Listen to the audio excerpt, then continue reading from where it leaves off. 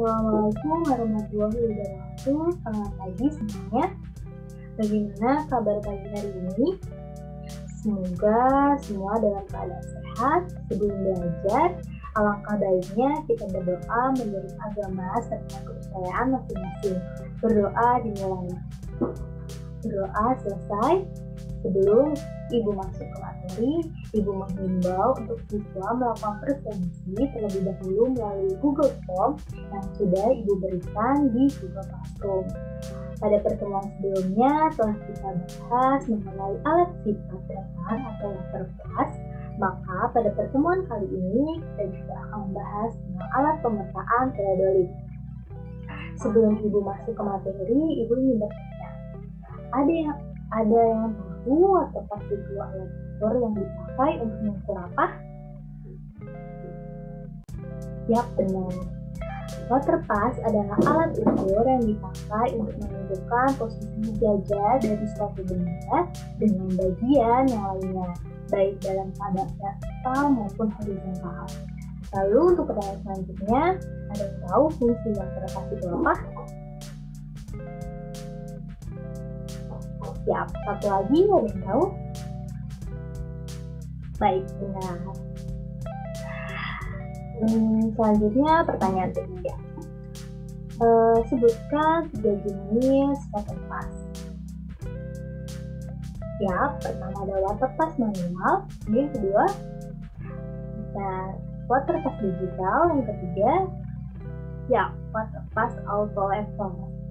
Baik, hampir semuanya sudah paham materi sebelumnya. Langsung saja kita ke materi selanjutnya, yaitu mengenal alat pemetaan teodolit. Untuk anak-anak, mari kita lihat video berikut ini.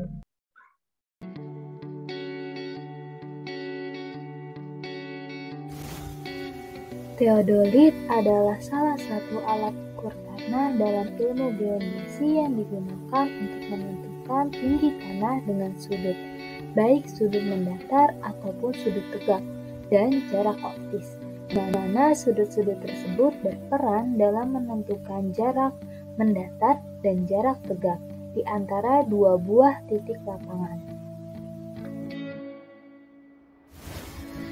Sudut yang dibaca bisa sampai 1 sekon atau detik. Teodolit merupakan alat ukur tanah yang universal.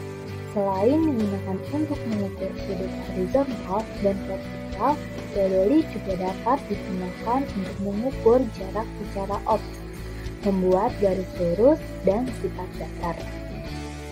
Apa aja sih fungsi teodolit? Fungsi teodolit itu ada 5. Yang pertama, melakukan pengukuran poligon. 2. Pemetaan sirkulasi. 3. Pengamatan terhadap sudut arah lintas matahari.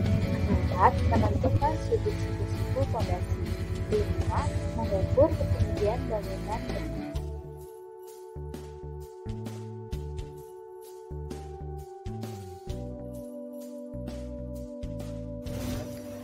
Bagian teodolit yang pertama ada handle, yang berfungsi sebagai pegangan ketika pesawat diangkat dari kotak alat.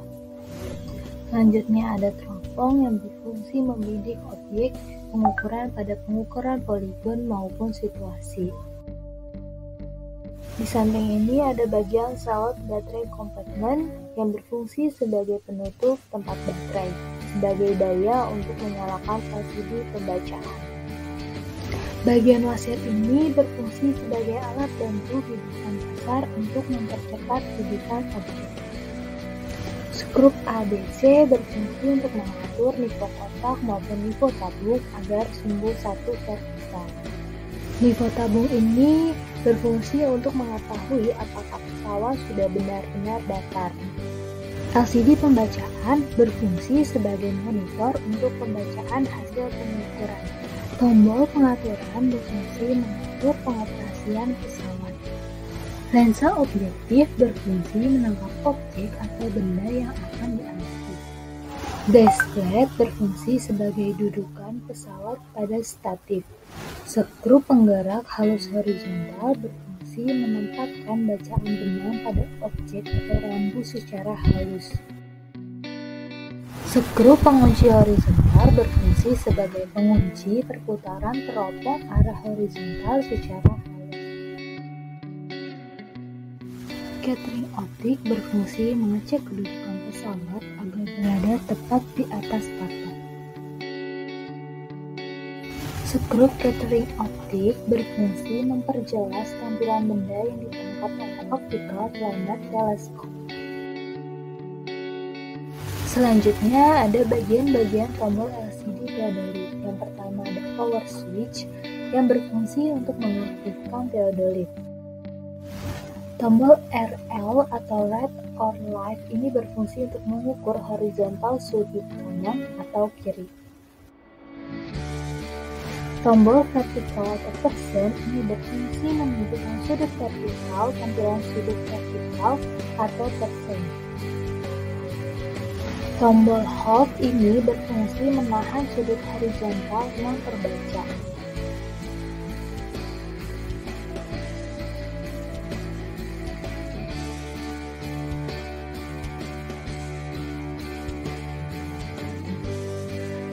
Tombol function ini berfungsi untuk memilih fungsi. Tombol RFT atau rotation ini berfungsi untuk mengulang pengukuran sudut. Simbol brightening ini berfungsi untuk mengatur kecerahan tampilan layar LCD. Tombol panah ke kiri ini berfungsi sebagai perubahan tombol R atau L ke kiri. Tombol tanda panah ke kanan ini berfungsi sebagai tanda perubahan tombol RL ke kanan.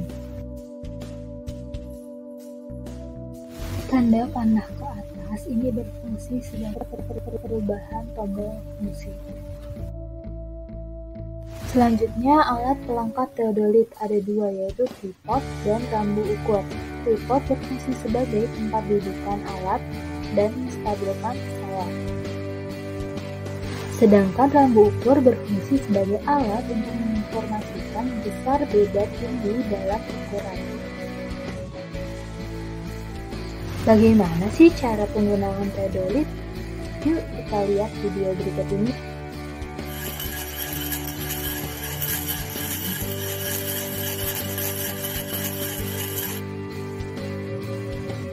Pernah melihat benda seperti ini? Ini adalah theodolit dengan merek Topcon, dengan salah satu fungsi untuk pemetaan suatu bidang tanah. Bagaimanakah cara setting alat tersebut? Ikuti terus video ini. Di sini kita memiliki acuan, sebuah patok paku payung sebagai acuan daripada theodolit tersebut. Adapun bagian-bagian theodolit ini skrup ada 3,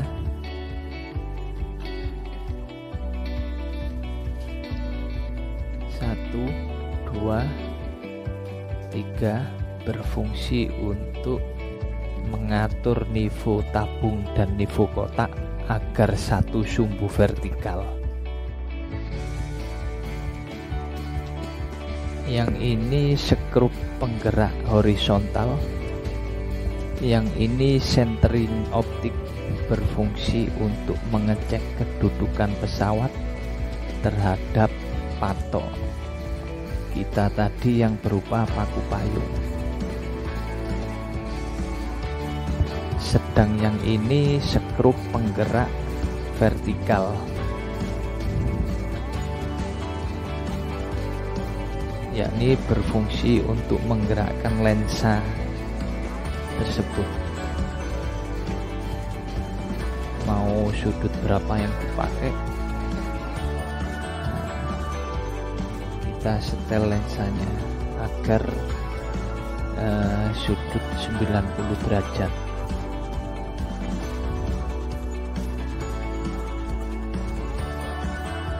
Untuk putar halusnya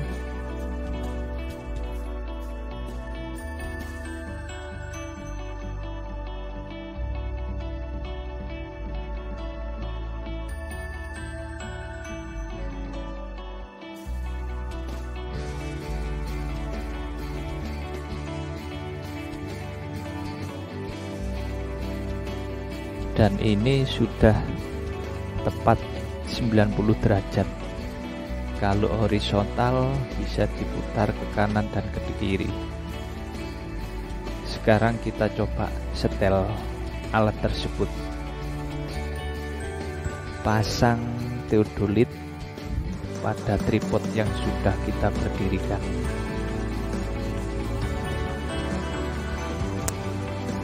Bidik patok berupa paku payung tadi, geser-geser tripod agar patok terlihat yang ada di bawah tadi berupa paku payung.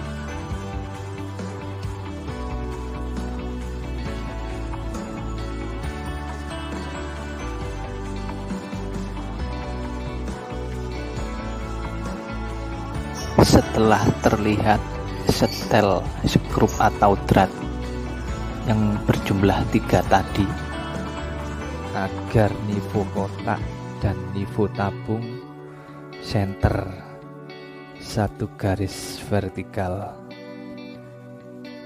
Bila perlu geser-geser teodolit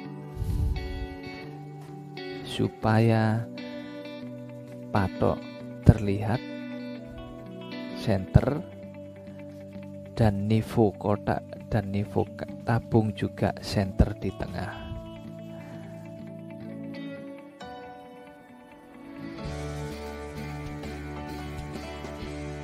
Jika dirasa nivo tabung dan kotak sudah center, maka putar teodolit 90 derajat dan cek sekali lagi untuk nivo tabung dan nivo kotak apakah masih tetap di tengah. Bila tidak, geser skrup. Pastikan sekali lagi nivo kotak dan nivo tabung berada di tengah. Bila kurang center, bisa putar skrup yang jumlah 3 tadi. Lakukan terus hal tersebut hingga nivo tabung dan nivo kotak center di tengah. Ini nampak nivo kotak yang sudah center di tengah, dan ini juga nivo tabung juga sudah center di tengah.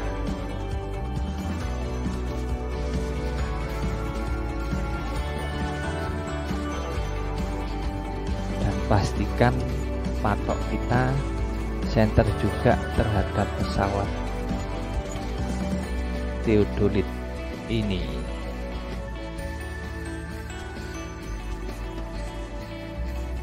Jika sudah selesai dan dipastikan center, bisa dilakukan pekerjaan selanjutnya.